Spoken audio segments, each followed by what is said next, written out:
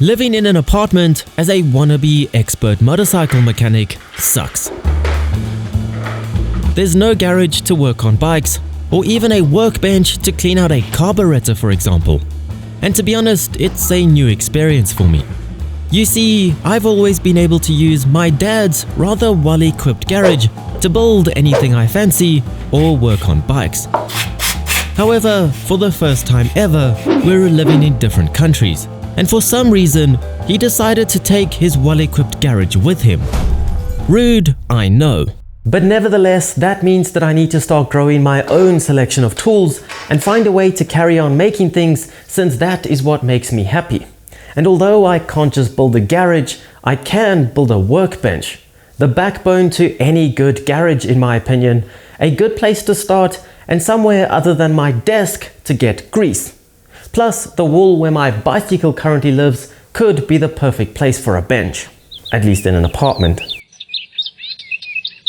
Now, of course, we will need some dead trees if I plan on building a wooden bench. And for once, I actually have a plan. Which is probably the least likely outcome then. But with a bit of luck, I will need some beefy legs to make it stable, thinner beams to give it some structural rigidity, and lastly, a tabletop. Which I just realized is the wrong size, but we'll fix that later. After consulting my carefully thought out blueprints and adding a tape measure and square ruler to my selection of tools, I could struggle my way through some measuring that requires accuracy that I don't possess.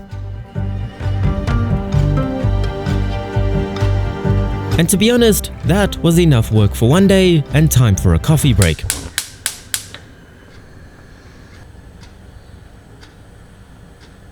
To be honest, I was procrastinating about cutting the beams to length because, well, I don't have a workbench to cut anything on. But luckily, the motorcycle gods, aka Rossi, came through at the last minute, and 2 boxes of bike parts were delivered at the perfect time and created an ideal makeshift cutting stand. Thanks, Bagger Ross.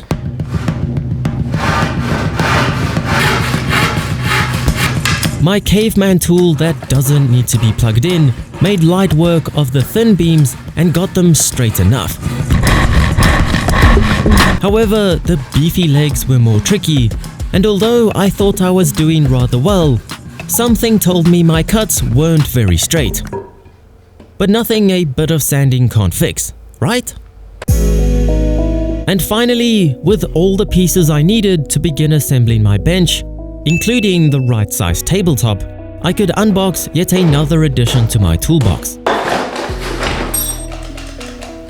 My very own drill. And a few drill bits. Today, I become a man.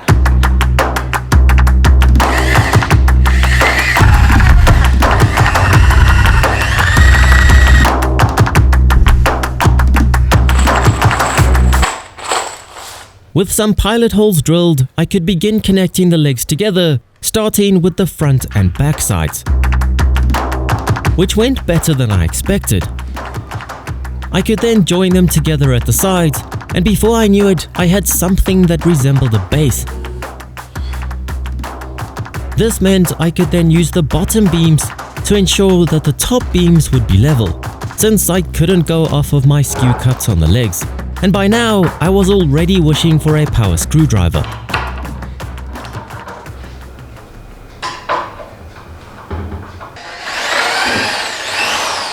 I also made a brilliant discovery with the offcuts from the legs. Turns out they fit perfectly between the beams at the top of the base, which was 100% planned, of course, and not just a lucky accident. But these will definitely make the tabletop much more solid and the whole bench more rigid. If only I'd thought of that. A clean tabletop without any screws going through the top of it is always easier to work on.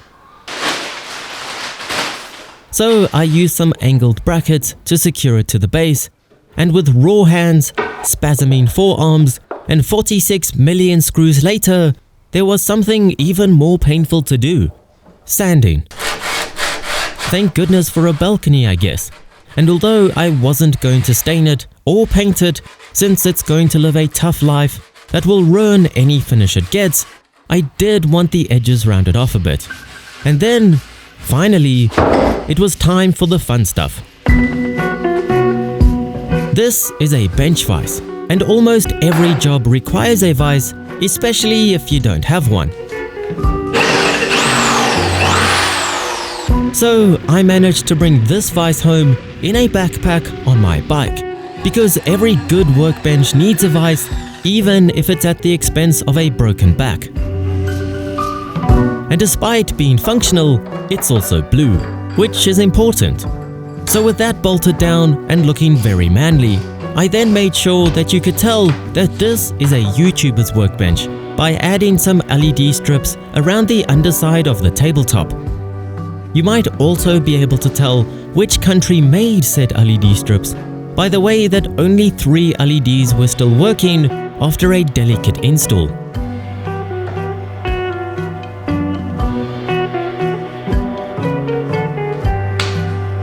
But with a bit of a wiggle, they can look more like this. It's actually working.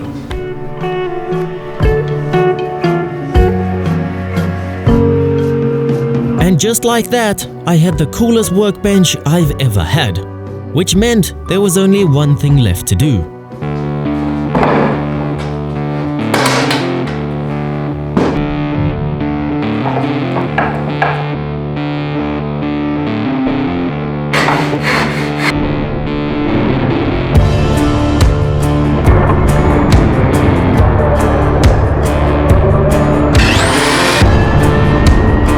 Okay, well, I don't actually have anything to use my new bench for right now, but you get the idea. And overall, I'm chuffed with how it turned out. Somehow, it's actually level, sturdy, and doesn't even wobble despite my measuring skills. And I now have some way to undertake small projects, mix premix, work on strange things, or even film videos. So what do you think the first project should be on my new bench? Should we build a tool wall behind it, a key hanger for the side of it, or something completely different? Let me know down in the comments. But anyway, hit the like button if you enjoyed this video, subscribe for future projects like this, and I'll see you on the next ride.